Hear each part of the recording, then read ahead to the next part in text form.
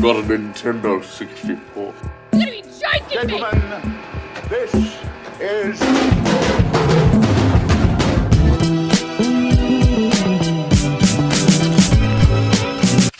What is up, everyone? It's Adam from FWCI, and I just had a look at the pitch meeting for Jurassic Park, one of my favorite movies of all time. Let's have a look at the pitch meeting for The Lost World Jurassic Park, which came up in the recommended straight after. Not my favorite movie of all time. I enjoyed The Lost World. I don't mind going back and watching it every now and then. It's got like good characters. The raptors are always really exciting. There's a lot that doesn't make sense in this one though. Like, I've watched videos before like trying to break down how the ending actually happened, because the T-Rex is like in a boat, but there's like a guy's hand that's like cut off, but it couldn't have, the wreck, like it just did, there was just no way that the T-Rex could have, you know, broken out of the boat the way he did. It's really fucking weird, but I'm sure they're going to touch on it in this one, so let's check out Screen Rant, The Lost World Jurassic Park pitch meeting. So, you have a Jurassic Park sequel for me? Yes, sir, I do. Very exciting. So what happens in this thing? Well, you know how in the first movie the dinosaurs kept trying to eat the children, but they never got to? Yeah. Well, I figure it might be nice if at the beginning of this movie they, you know, get one. Oh my god. Yeah, I mean, they work so hard, I figure we throw them a bone of a child. That's okay. So anyway, later we see Ian Malcolm, right? And he gets called to John Hammond's mansion. They're both from the first movie. They sure are, sir, and Hammond is like, guess what, Ian? It turns out there was another island this whole time. Whoa, you'd think he would have mentioned that to him in the first movie. You'd think so, but no, because they only use this island for breeding and raising the dinosaurs, and then they bring them over to the other island. So that laboratory from the first movie with the eggs and stuff, that was hopefully forgotten by everyone in the audience. Gotcha. So anyway, Hammond is like, my nephew took InGen from me, and he wants to go to this island and grab some dinosaurs from there. Uh-oh. So he's like, I need you to go to the island with a team and take pictures of the dinosaurs so there's public interest in keeping them there. So who's on the team? Well, he already has a tech equipment guy and a photographer and a paleontologist. So why does he need an expert in chaos theory there? Well, because he was in the first movie. Right,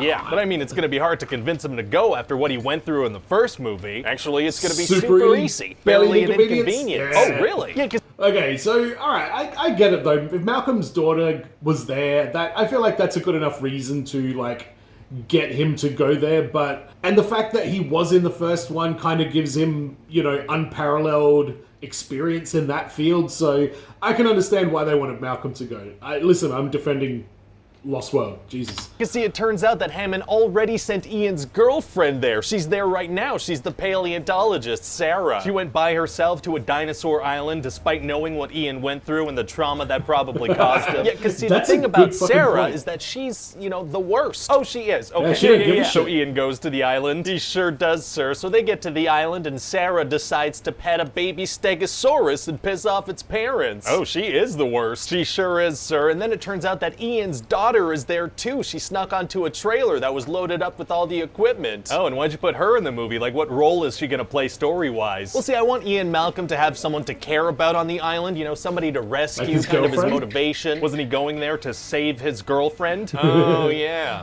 Nah, you gotta have a kid. Well, whoopsie. Well, so his daughter's gonna be there too. She's gonna be in the movie and...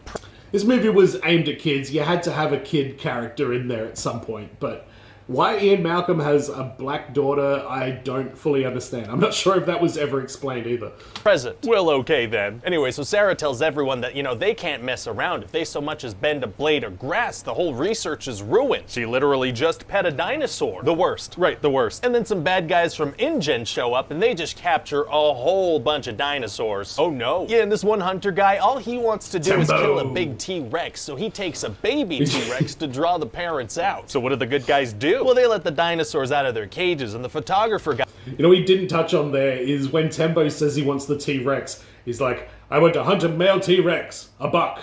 Why and how is my business? That was one of the weirdest lines. Like, what beef do you have with the breed of Tyrannosaurus Rex there, Tembo? Guy Nick, he takes the baby T-Rex because he cares about nature and stuff. He what? Yeah, and then he and Sarah try to fix this baby T-Rex's leg inside their trailer because they're like, well, he's gonna die in the wild if we let him go. Oh, very obviously a bad idea no matter what your values are. Yeah, it turns out it was a bad idea. Yeah, because the parents show up and they bump the trailer off the side of a cliff. Probably shouldn't have set up their trailers near a cliff with massive dinosaurs walking around. Probably not, so That's then true. the tech guy gets eaten and the InGen people show up to help. Oh, so they're all together now? They sure are, sir, and they need to make it to a communication building in another part of the island. And how does that go? Oh, not well. See, characters start doing insanely stupid things that leads to them getting eaten by dinosaurs. How dumb are we talking here? One guy sees a snake in his shirt, so he runs directly into the mouth of a T-Rex. Oh, whoops. Whoopsie. And also Sarah walks around with a t-shirt covered in the baby T-Rex's blood, even though she knows that T-Rexes have the best sense of smell there is. Well, another guy has to pee, so he wanders off into the forest alone and gets lost. He walks alone into the forest he knows is filled with deadly dinosaurs. Yeah. Oh, risking your life so nobody sees your ding-dong is tight. It sure is, sir. And then at a certain point, we're just gonna get rid of all the extras by having them walk through some tall grass that has raptors in it. Oh my god, well how did the main characters get through? Well, when they walk through, there aren't any raptors. Why? Unclear. That works. But later on, they are gonna run into some raptors, and Ian's daughter is gonna kick one out of a window using gymnastics. What? Yep, she knows gymnastics, so she kicks a raptor out of a window. You know what? At least they set up that she. Oh my god! At least they set up that she was a gymnast like before. Like it's kind of whack that a kid can boot like the biggest villain in the movie. And I always consider the raptors to be the villains in the Jurassic Park movies, more so than the T-Rex in most cases. So.